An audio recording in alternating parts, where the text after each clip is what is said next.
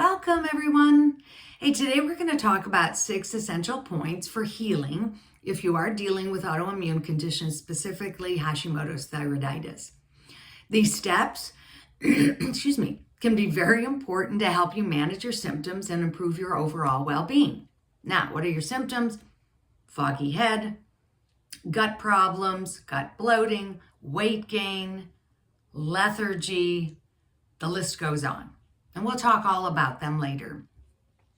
Now, let's do a quick rundown of all the topics that I'd like to cover for today. Number 1, the importance of a nutritional transition guide. Number 2, the importance of lifestyle changes. And for example, we'll be talking today about habit stacking. Number 3, stress management.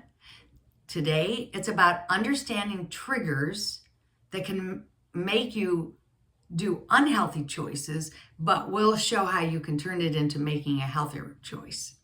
Number 4, the physical importance of movement and exercise. And number 5 and 6, healing through our spirituality and emotions. Okay, let's dive deeper now into each of these points. Number 1, nutritional transition guide. It's important. Basically, what we're talking about is transitioning your guide where it becomes an important and powerful step towards your healing. Now, weekly eliminations of foods are suggested. You can discuss it with me at another time, but we'll talk a little bit about it each step of the way, each week that I'm going to share with you. The goal basically is to develop a relationship with a new healthy lifestyle. Take as long as you need to feel comfortable with each dietary change. Now, I have it divided in weeks, but if it takes longer, that's okay. But we're going to call it week 1, week 2, etc. So there's week 1. First thing I always tell everybody, eliminate your grains and alcohol. This really does help reduce inflammation and it gives your digestive system a break. Grains, gluten, they're all very inflammatory.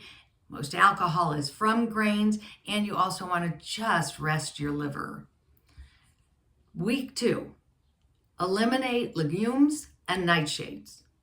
These can cause digestive issues and inflammation, not in everybody, but in some. So it's just a good idea to know if you're part of the some. So what are legumes? Lentils, peas, chickpeas, lima beans. Peanuts are also legumes. I would always suggest to go away from peanuts. They're high in an aflatoxin, and a lot of people react to that. I mean, even up to anaphylactic reactions. So just get rid of peanuts, at least if you can reintroduce them and they're okay, then that's great. But I always say those as well. The nightshades, tomatoes, potatoes, peppers, I'd eliminate and then bring each one back at a time. Personally, I'm okay with potatoes, but I am not with tomatoes. Week 3, and again, remember, we don't have to do it perfectly every week. Now, this one's an interesting one. I say eliminate dairy and coffee. Dairy can be inflammatory. There's cross-reaction to different antigens, and particularly the thyroid antigens. So get rid of dairy, even if it's raw dairy for a while. And I do recommend raw dairy if you can do dairy. Coffee, I still drink coffee. I drink a mold-free coffee. But here's the thing. A general rule is it might be too hard on your adrenals. And so I would say eliminate it, and then we'll talk later about reintroduction. Week 4, eliminate refined processed oils, refined processed foods, sugars, and food additives. They can all contribute to inflammation, and to be honest, they are what are known as hormone disruptors. So they can change the thyroid, the estrogens, the testosterones, the progesterones. Stay away from all of this if you can. And this week will be that week where you give yourself a push on it. Week 5, eliminate nuts, seeds, and certain spices. Again, nuts and seeds, depending on what's going on in your gut, they really can irritate the gut. Some of these can be allergenic, and they can trigger these immune responses. Now, I talk about spices.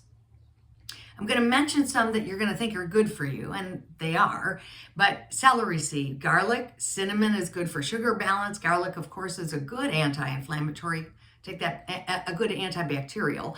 Sesame, turmeric, onions, mustard, all of these are considered good, but they can also be allergenic. So you want to eliminate them for a while, and then later you can do reintroduction.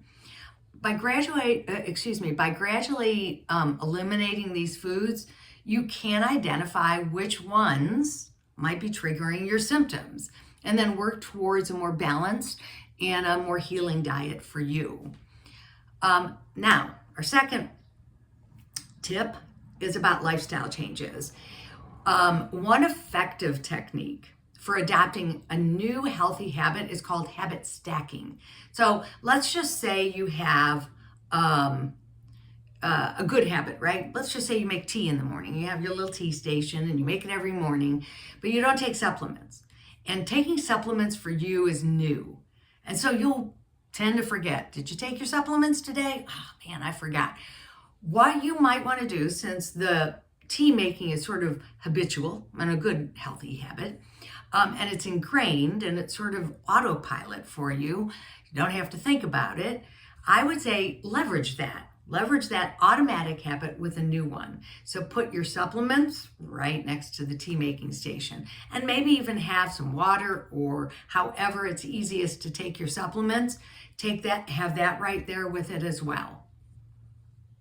Okay, we're on to the third one, stress management. Now we're going to say something very specific. There's a million ways to manage your stress, but I'm going to talk about understanding triggers, and from there you make healthier choices. So let's do